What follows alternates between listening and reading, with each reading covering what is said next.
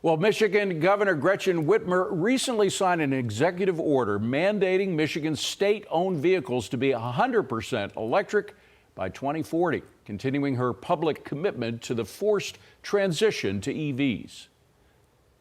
If we are going to have a clean energy future, if we are going to positively impact climate, it's got to happen in our commercial fleets. And with the new facility, a brand new electric vehicle battery service center in Warren helps accelerate R&D and move products faster. These are good jobs. This is the future.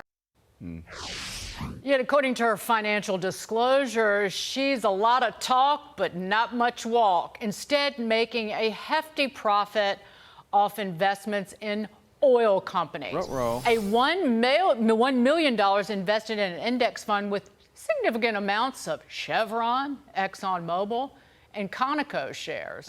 Here with reaction is host of the Tudor Dixon podcast and former Michigan gubernatorial candidate Tudor Dixon. Tudor, you can't make this up. This is and it's not the first time we've seen this rules for thee, not for me from her. I remember during the pandemic we had some of this, right?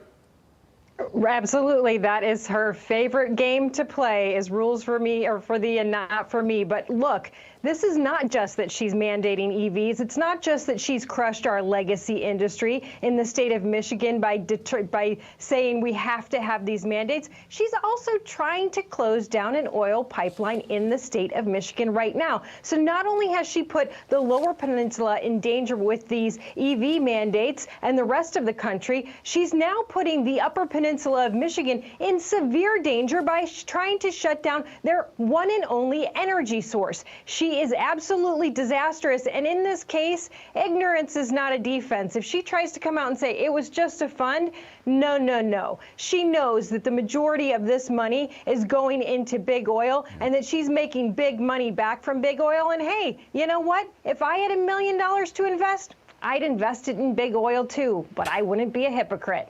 Yep. And in another story of short memories, take a look at what Health and Human Services Secretary Javier Becerra thinks is the worst thing to happen to health care.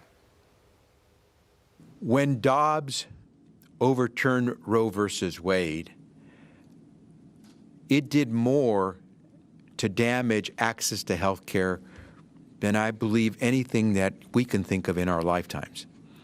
And it did more than just overturn the right to access abortion care. It took away the right to access care, period.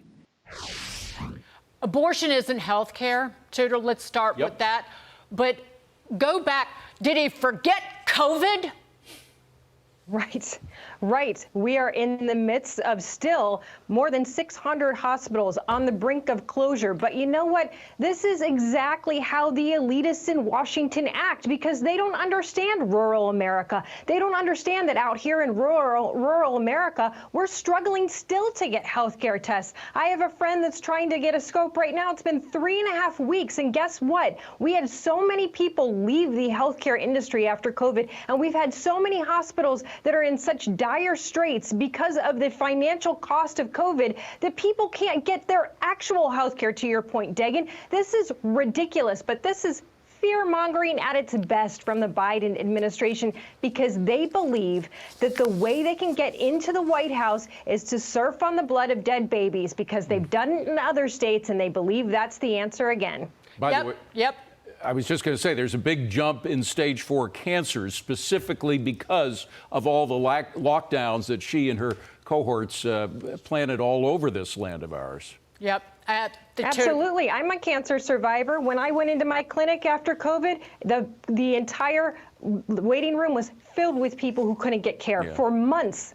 Yeah, but their biggest crisis is people not being able to kill children at 32 weeks of pregnancy. Tudor Dixon, thank you so much. Great to see you. Thank you.